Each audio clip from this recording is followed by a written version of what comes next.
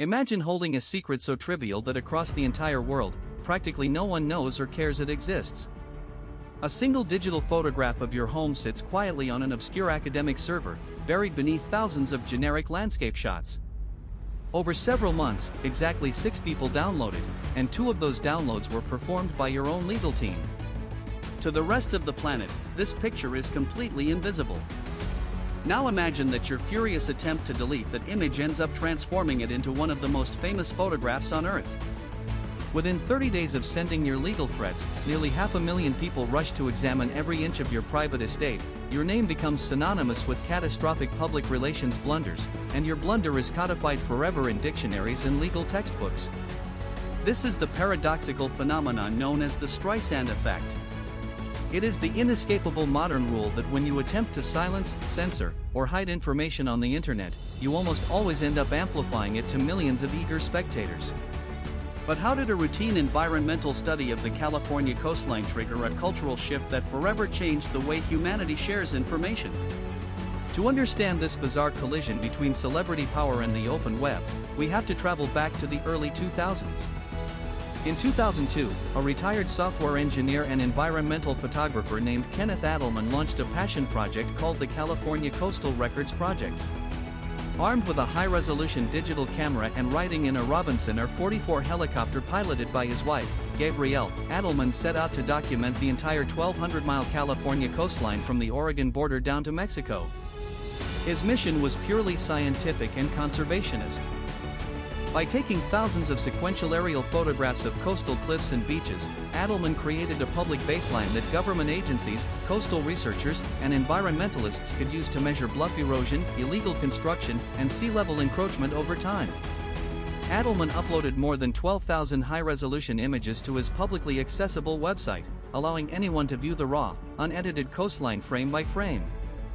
Among those 12,000 images was image 3850, captured on a routine flight over the wealthy enclave of Point Dumais in Malibu. Image 3850 happened to show a sweeping view of a rugged bluff, atop which sat a sprawling, multi-structure estate.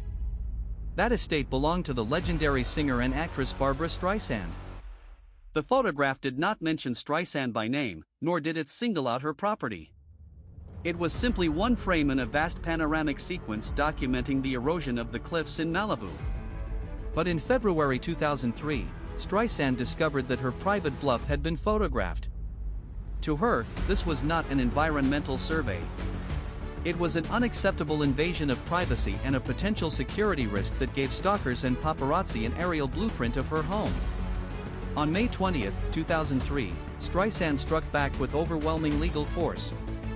She filed a $50 million lawsuit in Los Angeles Superior Court against Kenneth Adelman, his website, and his hosting provider, Pictopia.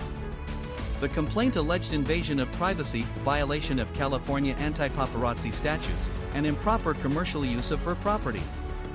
Her legal team demanded that image 3850 be permanently purged from the website and that Adelman pay $10 million in statutory damages, plus an additional $40 million in punitive damages. Up until the day that lawsuit was filed, the public had zero interest in image 3850. The website logs confirmed that before the legal complaint hit the press, the photo had been downloaded precisely 6 times, twice by Adelman himself, twice by Streisand's lawyers, and twice by random visitors who quickly clicked away. But the moment a world-famous celebrity sued a small non-profit environmentalist for $50 million to suppress a single photo, the media pounced.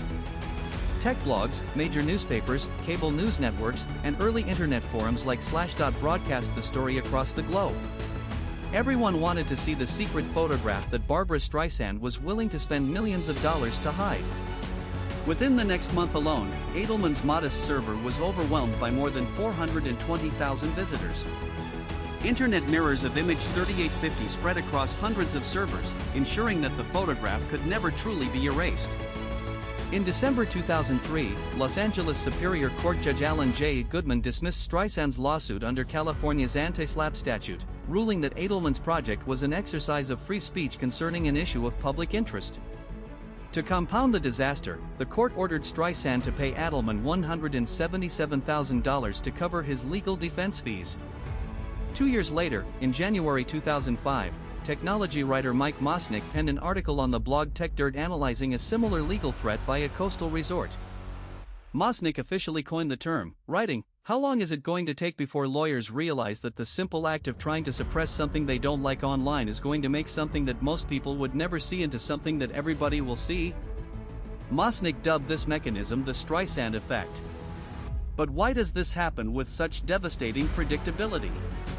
The answer lies at the intersection of human psychology and the distributed architecture of the internet.